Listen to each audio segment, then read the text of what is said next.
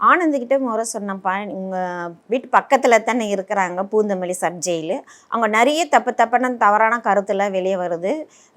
என்னென்னா என்னையும் மிரட்டல் கொடுக்குறாங்க, என்னுடைய சார்ந்த நபர்கிட்டையும் மிரட்டல் கொடுக்குறாங்க. இது நீங்கள் வந்து அவங்க வந்து ஜெயிலுக்கு மாற்றலாம், ஏன் இது வரைக்கும் நீங்கள் செய்யலைன்னு கேட்டேன் நான். அது வரைக்கும் அவர் இது வரைக்கும் எந்த ஒரு ஸ்டெப்பும் எடுக்கவே இல்லை. நான் முறைப்படி நான் கமிஷனர் சார்கிட்ட நான் போய் பார்த்து சொல்லி, இந்த மாதிரிலாம் நடக்குது, தவறான கருத்தில் வெளியே சொல்கிறாங்க. அதுக்கப்புறம் அவங்க 2 நாள் டைம் கேட்டாங்க.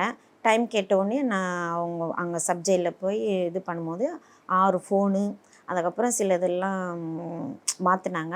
அதுக்கப்புறம் அந்த 27 பேரும் இதில் மாற்றினாங்க, புழல் ஜெயிலில் மாற்றிருக்கிறாங்க.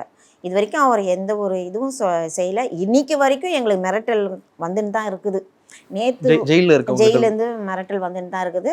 நேற்று கேஸ் வந்துட்டு இருந்தாங்க. கேஸில் வந்தவங்க வந்து இந்த அருண் தம்பியும், இன்னொருத்தர் வந்து அந்த தம்பி திருமலை, அந்த 2 பேரும் தவறான வார்த்தையை வந்து வெளியிட்டு போயிருக்கிறாங்க நேற்று அந்த கோர்ட்டில்.